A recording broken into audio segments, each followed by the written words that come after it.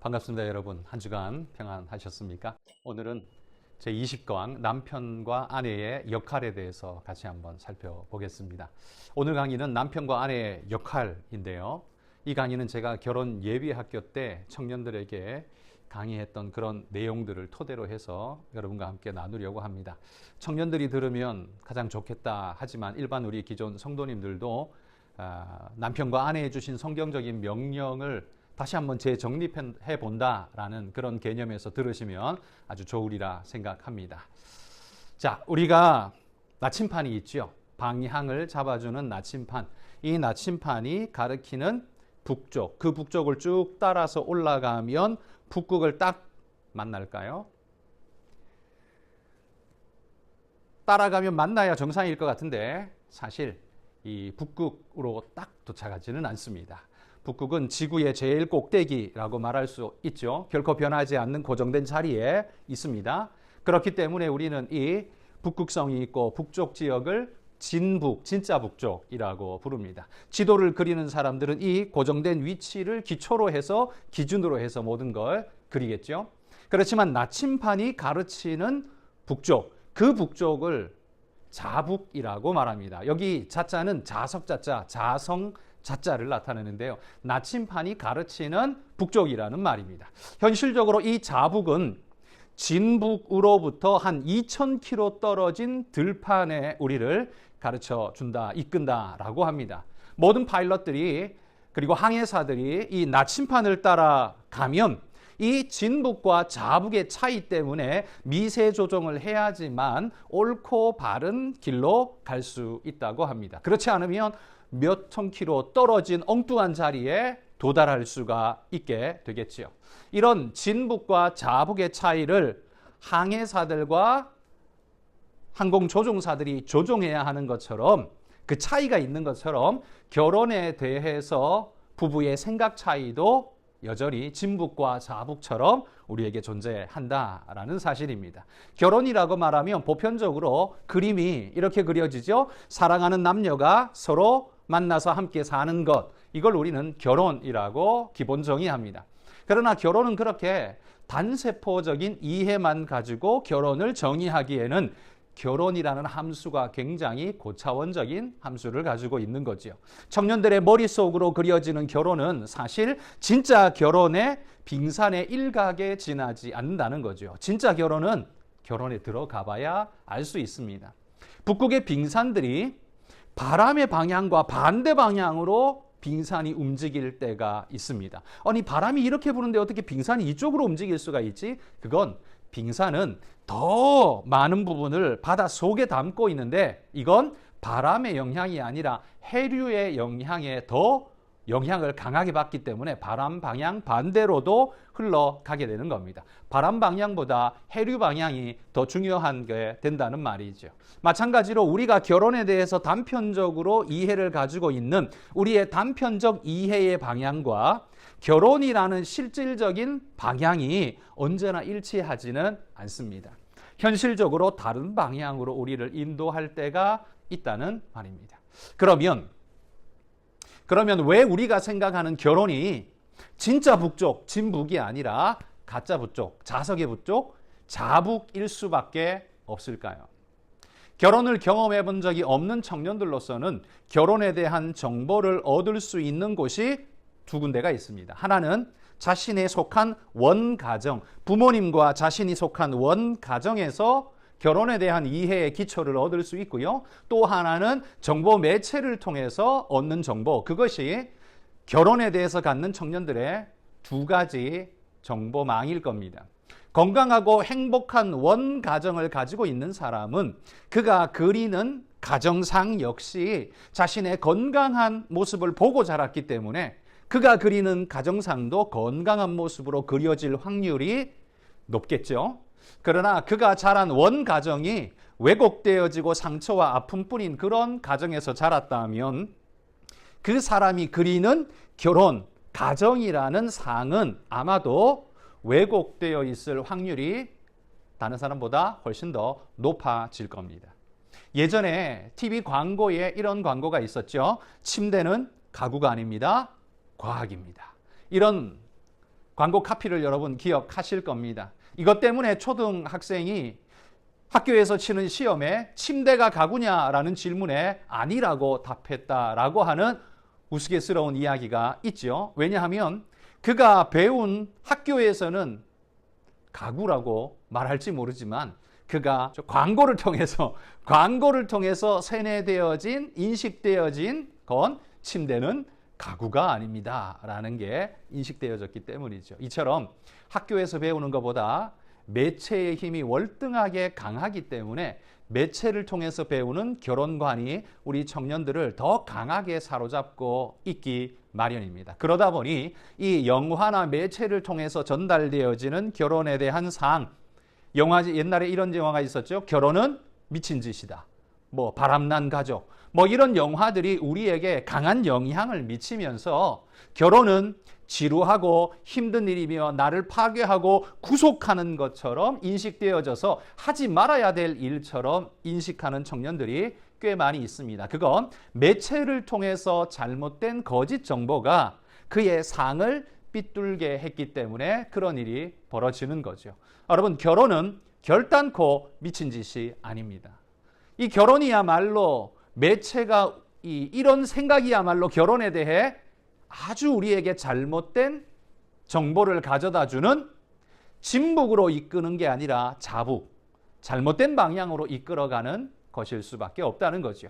그렇다고 해서 결혼이 그러면 마냥 환상적인 파라다이스를 가져다 주는 것이냐? 물론 그렇지는 않죠. 건강한 결혼 생활을 위해서 우리가 지불해야 할 수고가 많이 요청되어지는 것이 사실입니다. 영화에서 보여주는 연애나 결혼의 목적이 뭘까요? 거기에 등장하는 결혼의 목적은 늘 엔조이가 그들의 목적이죠. 내가 엔조이 할 수 있는데 도움이 되면 좋은 것이고 그렇지 못하면 나쁜 것이라고 인식해버리죠. 이는 매체가 우리에게 잘못 각인시켜 놓은 결혼의 자북이라는 겁니다. 판단 기준에 오류를 씹었기 때문에 그들이 꿈꾸고 추구하는 바의 정답, 결혼의 정답을 찾아가기가 매우 어려워진다는 거죠. 그러나 성경이 말하는 결혼은 엔조이가 목적이 되지 않습니다. 성경은 우리에게 언제나 엔조이가 아닌 해피를 추구하기를 원하십니다.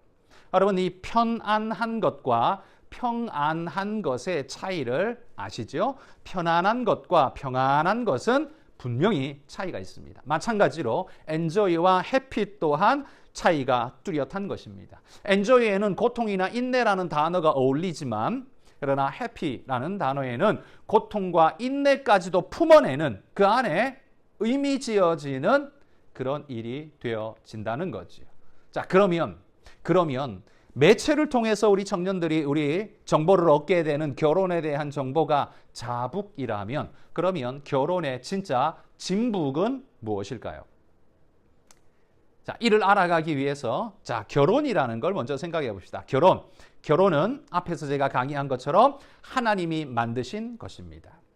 결혼이라는 제도 자체가 인간의 필요 산물로 만들어진 그 정도가 아니라 그걸 넘어서서 하나님의 깊은 계획 속에서 우리에게 허락해 주신 선물이라는 거죠. 이 말은 결혼이라는 것이 인간에게 있어도 되고 없어도 되는 그런 종류의 것이 결코 아니라 인간에게 반드시 있어야 되는 근본적인 것이라고 우리에게 말해주는 겁니다. 결혼이 하나님의 선물이기 때문에 결혼에 대한 가장 정확한 답은 어디서 찾을 수 있겠습니까?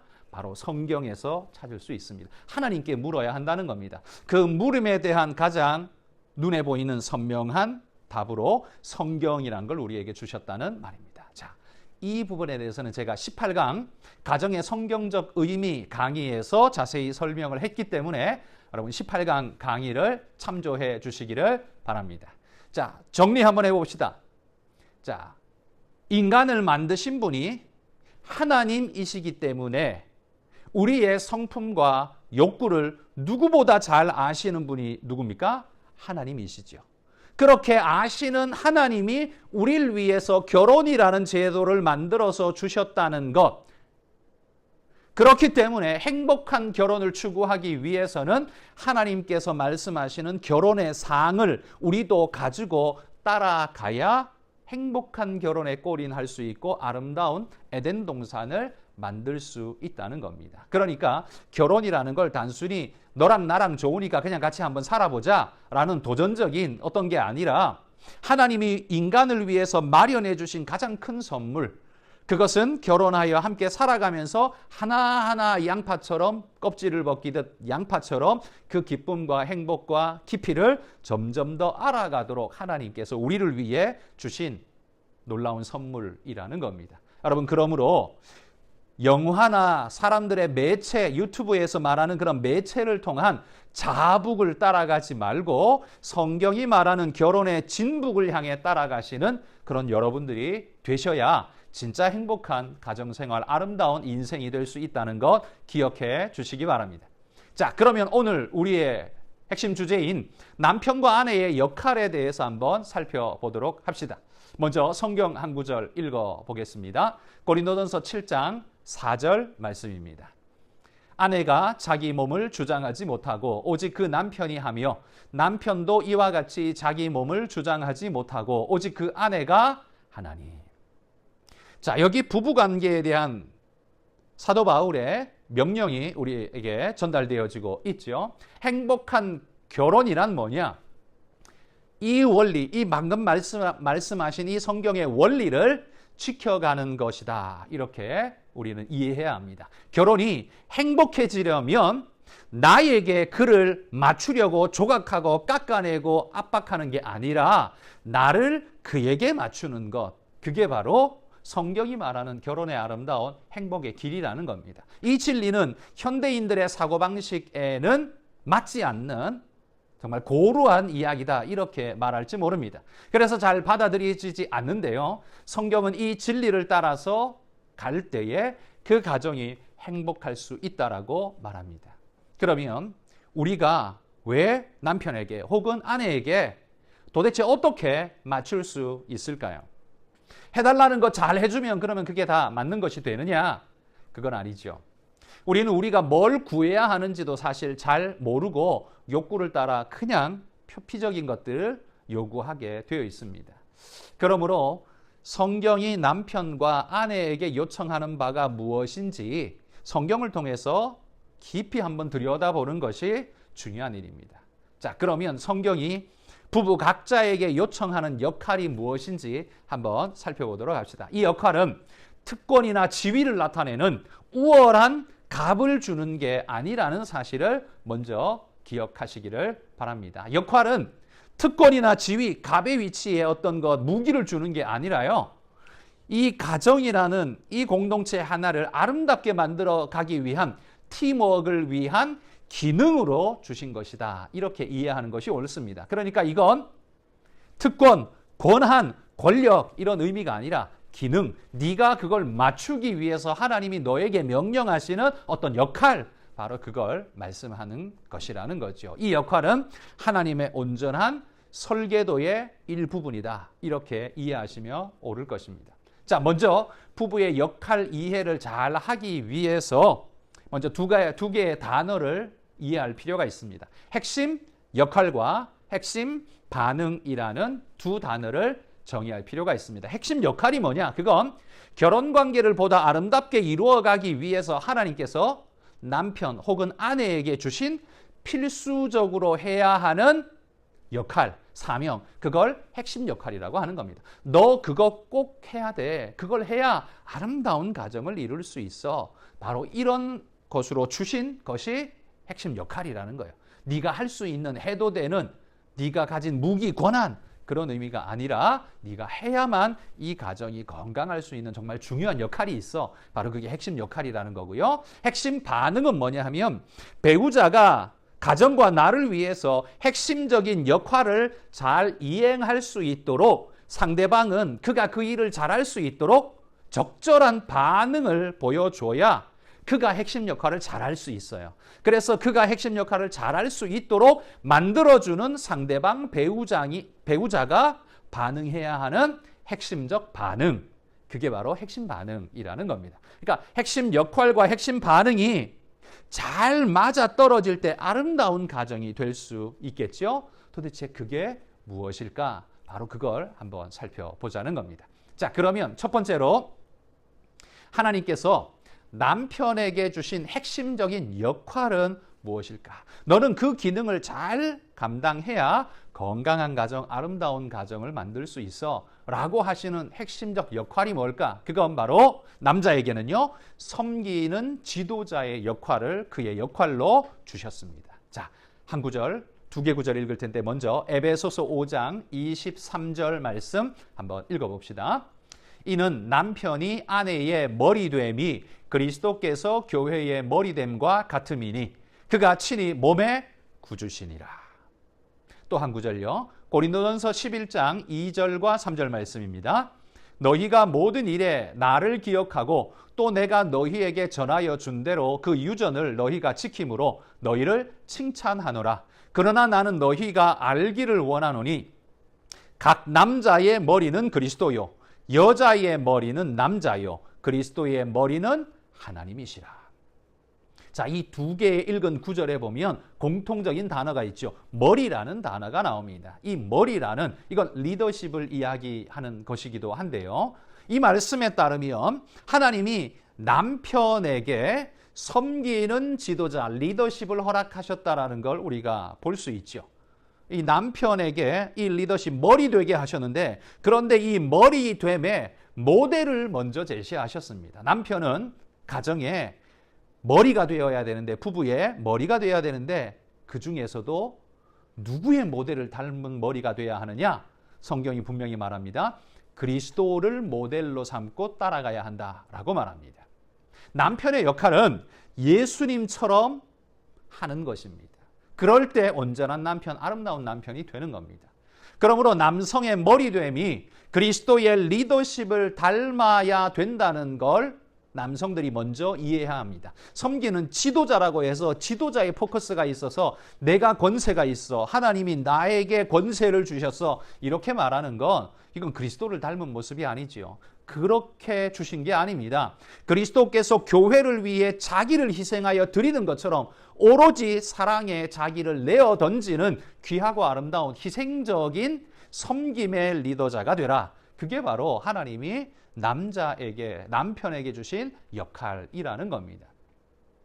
그러므로 남성의 머리됨은 그리스도의 머리됨을 본받을 때에만 의미가 있고 진짜 가치가 있다. 이렇게 말할 수 있는 겁니다. 그리스도를 본받지 않고 권력 행사하듯이 갑질을 하듯이 폭행을 하고 그런 식으로 하면 그건 하나님이 말씀하신 머리됨의 사역이 전혀 아니라는 거예요. 그러면 예수님의 리더십이 뭡니까? 그건 바로 사랑으로 섬기는 리더십이었습니다. 전통적인 의식 속에 전제군주나 폭군의 이미지가 아니라는 말이지요.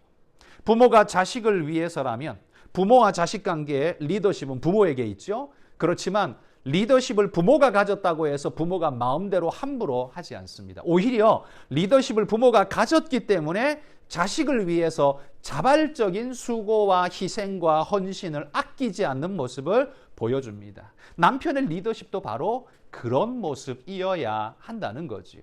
자, 그러면 섬기는 지도자가 된다는 게 어떤 의미일까요? 네 가지로 정의해서 나눠볼 수 있습니다. 첫 번째, 지배적이고 혼자서 모든 것을 결정하며 자신의 필요를 채우기 위해서 이기적으로 다른 사람들을 컨트롤하려고 하는 것이 아닙니다. 섬기는 지도자가 된다는 건 지배적 위치에서 남들을 억압하고 지배하고 컨트롤하려고 하는 것이 아니라는 말입니다. 그건 섬기는 지도자가 아니에요.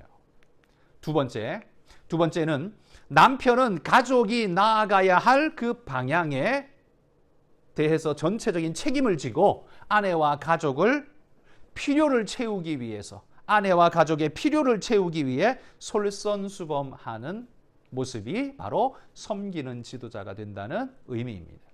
세 번째는 아내와 가족이 하나님께서 의도하신 최선의 사람이 될 수 있도록 아내와 가정을 위해서 자기를 희생하는 십자가 지는 그 역할을 감당하는 것이 바로 섬기는 지도자의 역할이라는 것. 그리고 네 번째는 남편은 자신을 부인하고 아내와 가족을 위해 인생을 헌신합니다.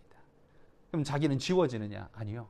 오히려 자기를 지움으로써, 내려놓음으로써 더 아름답게 부각되어지는 게 그게 예수님이 보여주신 섬기는 지도자이죠. 주님이 십자가 지고 죽으셨다고 해서 무의미, 무가치, 무능력의 존재로 인정되는 것이 결코 아니죠. 마찬가지로 남편도 섬기는 지도자가 된다고 해서 무의미, 무가치해지는 것이 결코 아닙니다. 자기가 만들고 남긴 아름다운 열매들이 자기를 더욱 풍성하게 만들어주는 역할을 하게 되는 겁니다. 모두가 윈윈하게 되는 일이라는 말이죠.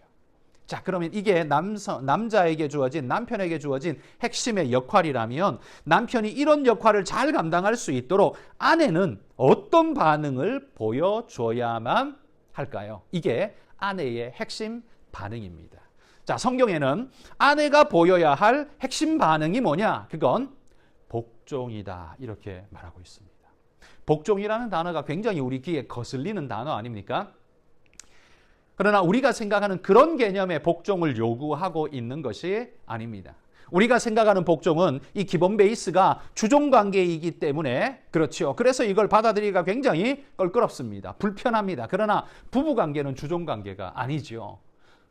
온전히 자기를 희생하여 드리려는 섬기는 리더가 되려고 노력하는 남편을 위해 그를 받아주고 순종하고 따라줌으로써 그가 그 역할을 잘할 수 있도록 만들어주는 것. 이게 바로 아내의 핵심적 반응, 역할, 복종이라는 단어를 쓰고 있어서 불편해서 그렇죠. 이걸 순종이라는 단어로 바꿔보십시오. 이게 더 아마 의미가 오늘 더 편할지 모르겠습니다. 자, 이 말씀이 어디에 근거하느냐?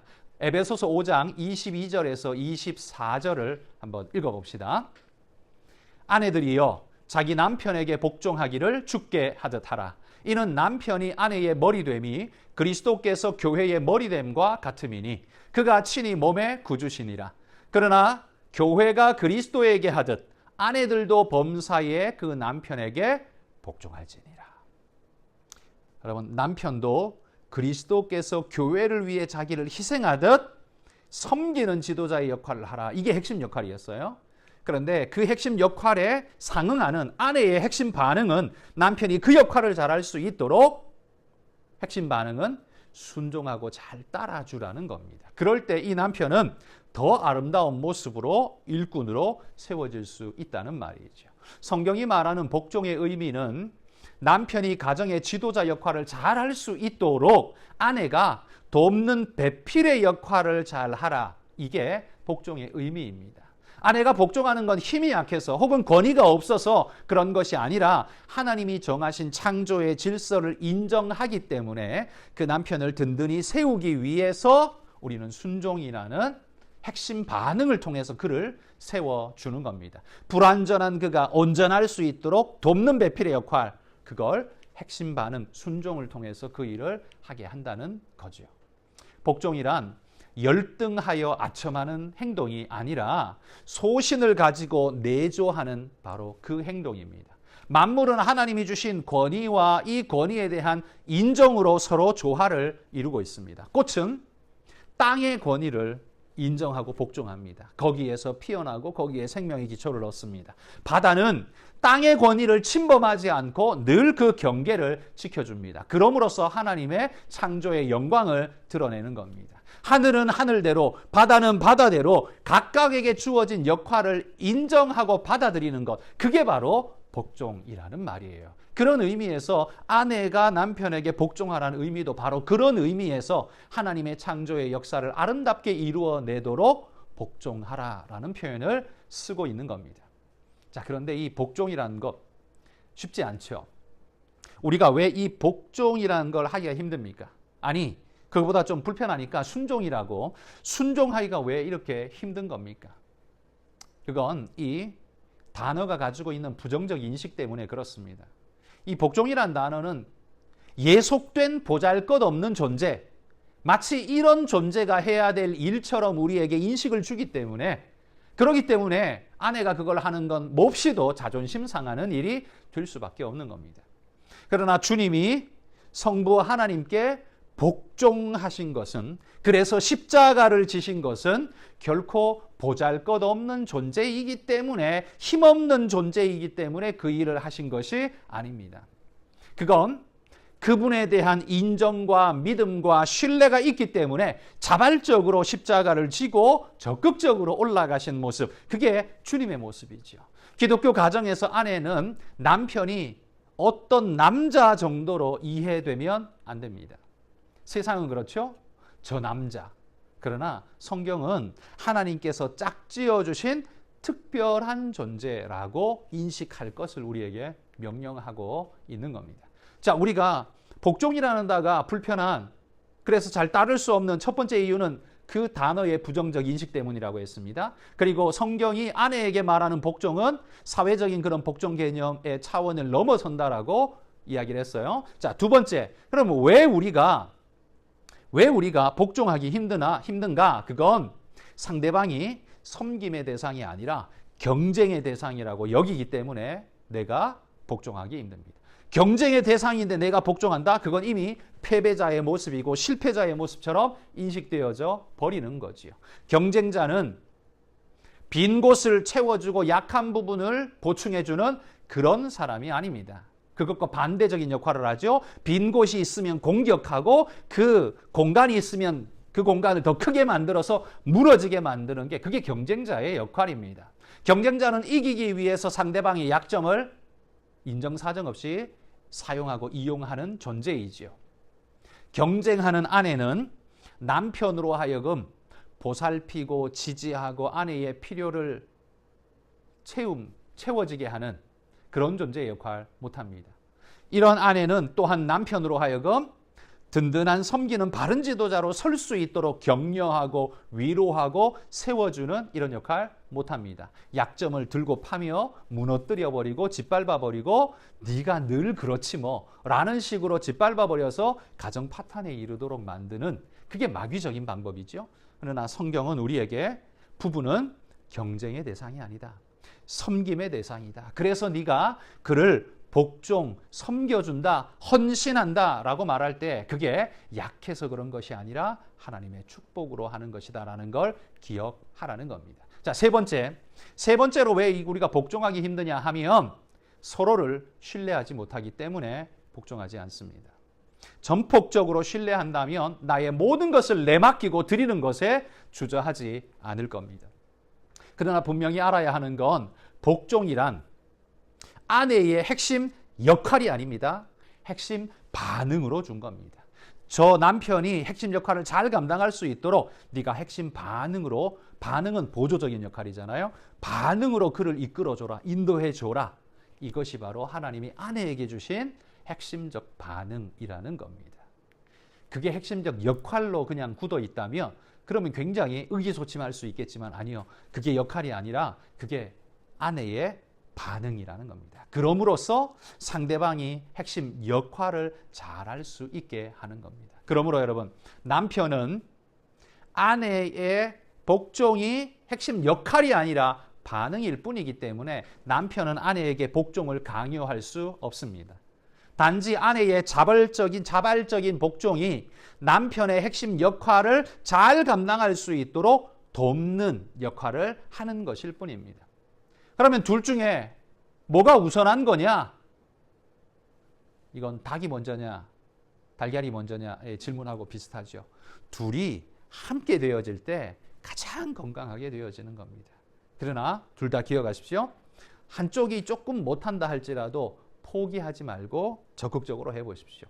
그래서 그 사람을 더 옳은 길로 끌어내고 인도하는 것이 성경이 말하는 바른 인도의 길, 지도자, 돕는 배필의 길이 될 것입니다. 자, 그러면 남편의 핵심 역할과 아내의 핵심 그 반응을 봤습니다. 자, 그럼 반대도 봐야겠죠? 그러면 아내의 핵심 역할은 무엇일까요? 아내에게 주신 핵심 역할은 저는 두 가지가 있다고 생각하는데요. 첫 번째는 돕는 배필이 되는 것입니다. 물론 돕는 배필이 아내만의 역할은 아닙니다. 남편도 돕는 배필의 역할을 해야 합니다.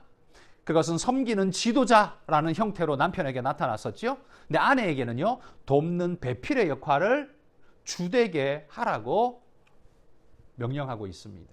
아내를 돕는 배필이라고 말할 때 마치 뭔가 모자라서 스페어 타이어처럼 이런 식으로 생각하면 오산입니다. 이 돕는 배필이라는 건 오히려 남자가 부족하기 때문에 여자가 채워줌으로써 그를 완성시켜가는 그런 공동체가 되게 하라는 하나님 말씀이에요. 그런 의미에서 오히려 여자가 뭐 부족하기 때문에 스페어 같은 느낌이냐? 그런 의미로 말씀하신 게 아니라 오히려 부족한 남자를 채워줄 수 있는 최적의 존재가 누구냐? 그건 짐승도 아니고 직장도 아니고 뭐 다른 어떤 게 아니고 아내다. 아내야말로 남자를 진짜 남자 되게 하고 정말 아름다운 인생이 되게 하는 가장 중요한 존재가 되게 한다. 그 역할을 아내에게 맡겨줬다는 거죠. 그런 의미에서 굉장히 중요한 역할을 아내가 하고 있는 겁니다. 자, 히브리서 13장 6절에 보면 이런 말씀이 있습니다. 그러므로 우리가 담대히 가로되 주는 나를 돕는 자시니 내가 무서워 아니하겠노라. 사람이 내게 어찌하리요 하노라. 자, 여기 보면 주는 나를 돕는 자시니, 여러분 돕는 배필이 만약에 약하고 작고 보잘것없는 존재의 역할이라면 여기서 지금 말하고 있는 주는 나를 돕는 자시니, 주는 누구예요? 하나님이잖아요. 나는 인간이지 않습니까? 근데 하나님이 나를 도와요? 그러면 돕고 있는 하나님은 불완전하고 약한 존재고 도움받는 나는 강한 존재입니까? 아니죠. 오히려 그 반대이죠. 그러니까 아내에게 돕는 배필의 역할을 그에게 명령하실 때 그건 약함, 부족함, 적음, 불완전 이런 의미를 가지고 있는 게 아니라는 사실을 먼저 확실히 가져야 합니다. 온전을 이루기 위해서 하나님께서 설정해 놓으신 가장 아름다운 가정을 이루는 가장 아름다운 방편이 뭐냐? 이 방편이다 라는 걸 하나님이 우리에게 말씀해 주는 거죠. 여러분 둘은, 남편과 아내 둘은 각자 서 있을 때보다 함께 하여질 때 온전해진다는 걸 늘 기억해야 합니다. 남자 혼자 산다고 온전해지지 못합니다. 그렇다고 여자 혼자 살 수 있지만 혼자 산다고 해서 그게 온전한 것이 아닙니다. 사람 인자 한자가 참 묘하게 되어 있듯이 사람 인자를 이루는 건 서로 기대어 서라고, 두 사람이 서로 기대어 서라고, 그래서 진정한 인간이 된다고. 남편이 아내에게 기대고 아내가 남편에게 기댈 때 진정한 하나 되어짐과 온전한 인생이 된다는 사실을 기억하라는 겁니다. 여러분 예수님은 결코 모자람이 없는 우리를 돕는 자이십니다. 아내 역시 부족하기 때문이 아니라 남자로 온전케 해줄 수 있는 유일한 협력자여 세우는 자이기 때문에 하나님께서 아내라는 고귀한 선물을 남편에게 주셨다는 거죠. 여러분 남편의 삶에는 아내로만 채워줄 수 있는 빈 공간이 있습니다. 하나님이 그렇게 만드셨다는 거예요. 그래서 그 공간을 아내가 잘 채워줄 때, 적극적 역할을 감당할 때 진짜 아름다운 하나의 아름다운 가정이 형성되어질 수 있다는 겁니다. 자, 아내에게 주신 첫 번째 역할이 돕는 배필이라면 두 번째 역할은요, 가정을 세우는 자의 역할입니다. 저는 사실 이 두 가지가 같은 하나라고 생각합니다. 자, 디도서 성경 말씀 디도서 2장 3절에서 5절 말씀에 이렇게 말합니다. 늙은 여자로는 이와 같이 행실이 거룩하며 참소치 말며 많은 술에 종이 되지 말며 선한 것을 가르치는 자들이 되고 저들로 젊은 여자들을 교훈하되 그 남편과 자녀를 사랑하며 근신하며 순전하며 집안일을 하며 선하며 자기 남편에게 복종하게 하라. 이는 하나님의 말씀이 회방을 받지 않게 하려 함이니라. 여기 보면 교훈하라라고 말씀합니다. 늙은 여자로는 행실이 이렇게 하고 젊은 여자들은 교훈하여 가르치라고 말씀합니다. 여기 교훈하다라는 말은 훈련하라라는 그런 의미의 말입니다. 바울은 나이 많은 여자가 젊은 아내들에게 가정에서 주어진 역할과 책임을 다 잘할 수 있도록 훈련시킬 것을 권면하고 있는 말씀입니다. 바울이 이 서신을 쓰던 1세기 당시에도요, 여성들의 사회 활동은 있었습니다. 로마 사회에 자유롭게 그런 면들이 없지 않아 있었습니다. 물론 지금처럼 왕성하지는 못했지만 말입니다. 그러나 바울은 모든 여성에게 권고하기를 삶의 초점을 가정에 맞출 것을 권면하고 있습니다. 뭐 요즘 이런 식으로 말하면 굉장히 시대착오적인 발상이라 지탄할지 모르지만 사회 활동을 하는 여성이든 하지 않는 여성이든 상관없이요. 여성에게 주어진 정말 중요한 역할, 하나님이 주신 핵심 역할 중에 하나가 뭐냐? 그럼 바로 아름다운 가정을 세우는 자의 역할입니다. 돈만 주면 세워집니까? 아니죠. 그게 아니라 엄마로서, 아내로서 줘야 할 정말 중요한 걸 가지고 있다는 거죠. 그걸 줘야 이 가정이 건강하게 세워질 수 있는 겁니다. 이건 성차별의 이야기가 아니라, 역할을 회피하자는 이야기가 아니라 본능적으로요. 제가 경험컨대 남자는 가정에 대한 이 마음, 씀씀이가요. 남자보다 여자가 훨씬 더 강하고 세다라고 저는 생각을 합니다. 본능적으로 모성애가 거기에서 굉장히 강하게 발동한다라고 생각을 해요. 결국 우리의 경제활동의 근본적 목적은 가정과 가족을 건강하게 세우기 위한 것 아니겠습니까? 하나님께서 남편을 주신 것도 아내와 가정을 건강하게 세울 수 있도록 리드하고 헌신하며 뒷받침해 주는 것. 또한 아내도 남편과 가족들을 건강하게 채워줌으로써 그들이 건강하게 세워질 수 있도록 돕는 역할. 이게 바로 서로 간에 주어진 하나님이 주신 역할이라는 겁니다.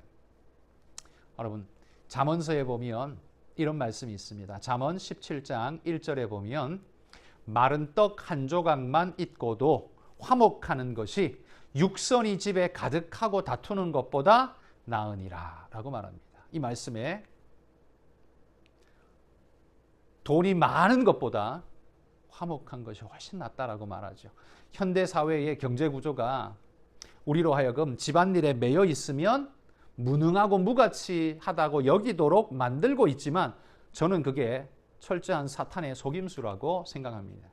현대는 모두가 집 밖으로 뛰쳐나가기 때문에 집안에서 이루어져야 할 교육과 안정감과 쉼이라는 걸 얻지 못함으로 말미암아 사회적 병폐가 굉장히 심각하게 생겨나고 있습니다.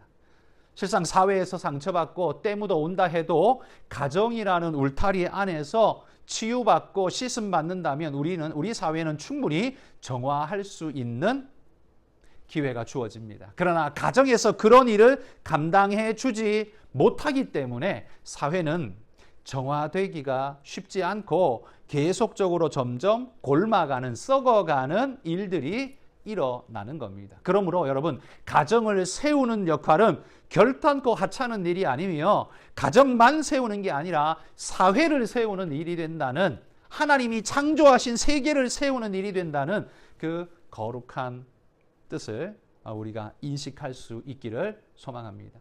여러분, 우리 사회는요, 정화할 공간이 필요합니다. 그리고 정화할 그 공간에 가장 좋은 숲이 어디냐? 그게 바로 가정이라는 겁니다. 남자나 여자나 모두 가정을 세우라고 심어두신 두 기둥입니다. 남자에게는 외면적인 명령을 좀 주되게, 아내에게는 내면적인 명령을 조금 더 강조하면서 하나님이 주셨다는 거예요. 우리는 이 사회가 외면적이고 외면하고 이게 소홀히 여기는 그런 사회가 아니라 가정 회복을 사명으로 삼고 세워나가는 그런 가정 되어야 그게 바로 진정한 그리스도인의 가정이라는 겁니다. 그러므로 우리 모두는 세우는 자라는 사실을 기억하시기 바랍니다. 남편은 아내를 세워주는 자이고, 아내는 남편을 세워주는 자이고, 부부는 가정을 세워주는 중요한 사명을 받았다는 것을 잊어서는 안 됩니다. 이것을 포기하는 건 마치 우리 조상이 에덴 동산에서 선악과를 따먹은 것과 동일한 일이 될 것입니다. 그러므로 여러분, 남편은 아내와 가족을 위해서 자기를 희생하고 헌신하고 부인하는 그런 섬기는 지도자가 되어야 합니다. 반대로 아내는 남편과 가족을 위해서 자기를 부인하는 돕는 배필로서 세우는 자가 되어야 합니다. 남편과 아내가 이 역할을 다 감당하게 될 때 하나님께서는 영광을 받으시고 이 사회는 더 온전하고 건강한 모습으로 에덴 동산처럼 닮아가게 될 것입니다. 자, 그러면 아내의 핵심적 역할이 돕는 배필과 세우는 라는 의미라고 했죠. 그러면 아내가 이런 역할을 잘 할 수 있도록 남편은 어떻게 반응을 해줘야 합니까? 남편의 핵심 반응은 뭘까요? 그건 바로 칭찬과 존귀히 여겨주는 것입니다. 한마디로 말해 사랑하는 것입니다. 칭찬해주고 존귀히 여겨주는 것만큼 여러분 사람을 가치 있게 만드는 것도 없습니다. 그러므로 남편은 아내에게 칭찬과 존귀히 여김으로 응답하셔야 합니다. 뭐 하대하고 마구잡이로 취급하고 그렇게 하면 안 되고 존귀히 여겨주고 존중해주는 귀히 여김이 퍼져나가야 한다는 거죠. 잠언서 31장 28절 29절에 이렇게 말씀합니다. 그 자식들은 일어나 살해하며 그 남편은 칭찬하기를 덕행이 있는 여자가 많으나 그대는 여러 여자보다 뛰어나다 하느니라. 이렇게 표현하고 있습니다. 여러분, 이 얼마나 아름다운 가정입니까? 남편은 아내를 칭찬하고 높여주고 존귀히 여기고 아내는 남편을 세워주고 돕는 역할을 함으로써 건강하고 아름다운 가정을 이루어낸 그 모습이 바로 잠언 31장에 나오는 이 가정의 모습입니다. 또 한 구절 봅시다. 베드로전서 3장 7절 말씀. 남편 된 자들아 이와 같이 지식을 따라 너희 아내와 동거하고 저는 더 연약한 그릇이요 또 생명의 은혜를 유업으로 함께 받는 자로 알아 귀히 여기라. 이는 너희 기도가 막히지 아니하게 하려 함이라. 칭찬과 귀히 여김은 아내의 복종, 그게 핵심 반응이었죠. 그 반응처럼 남편의 핵심 반응이라는 말입니다. 칭찬해주고요, 귀히 여겨주는 겁니다. 공주님처럼 삼아주면 더 좋아하겠죠. 아내는 복종으로 순종으로 남편을 세워주고 남편은 칭찬과 귀히 여김으로써 아내를 세워줄 때 둘은 서로가 깊은 사랑을 느끼며 아름다운 가정으로 만들어져 가게 될 겁니다. 자, 남편은 존중을 필요로 합니다. 그래서 아내에게는 복종이라는 좀 과격한 단어를 쓴 겁니다. 왜? 남자는 그 가치를 가장 중요하게 여기기 때문입니다. 자기가 존재하고 있는 이유를 그 존중감에서 남자는 느끼기 때문이죠. 근데 반대로 또한 여자도 마찬가지지만 여자는 포인트가 조금 다르죠. 사랑받음으로, 사랑하고 사랑받음으로 사랑에서 핵심 가치를 느끼는 것이 여자의 특성이죠. 그래서 상대방에게 가지고 있는 느끼는 포인트가 두 가지가 서로 다르게 존재하기 때문에 하나님께서도요, 이 두 사람 각자에게 서로 그에 걸맞는 핵심 반응을 주라라고 말하는 겁니다. 남편에게 존중감을 더하기 위해 아내에게는 복종, 순종이라는 모습으로 세워주는 역할. 그리고 아내에게는 사랑과 귀히 여김이라는 걸 줌으로써 그가 핵심적인 그의 역할을 잘 감당할 수 있도록 돕는 역할. 하나님께서 서로에게 맞는 특성으로 그들에게 핵심 반응을 우리에게 요구하고 계신다는 거예요. 그러므로 우리 성도님들은 가정에서 정말 자기 핵심 역할을 잘 감당하고 있는지를 보십시오. 정말 섬기는 지도자의 역할을 잘 감당하는지, 아니면 가정을 세우는 자의 역할을 내가 잘 감당하고 있는지 서로 한번 보십시오. 그리고 상대방이 그걸 잘 할 수 있도록 얼마나 내가 핵심 반응으로 그에게 반응해 보여주고 있는지 한번 둘러보시기를 바랍니다. 남편과 아내, 오늘 이 강의를 통해서 3주간 동안 우리가 가정에 대한, 부부에 대한 것을 살펴봤는데요. 오늘 이 강의로 가정에 대한 걸 마무리합니다. 여러분의 가정이 정말 서로를 세워주고 서로를 존중해주고 사랑하는 아름다운 가정으로 주님 오실 때까지 꽃 피어나는 귀한 가정 되시기를 주의 이름으로 축복합니다. 감사합니다.